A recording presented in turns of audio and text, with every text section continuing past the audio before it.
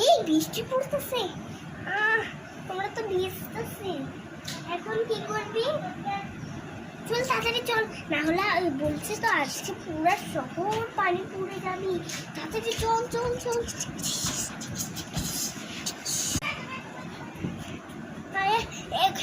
পানি পড়ে গিয়েছে। আইডিয়া, এদের দুটোটাকে আমি বুঝিয়াই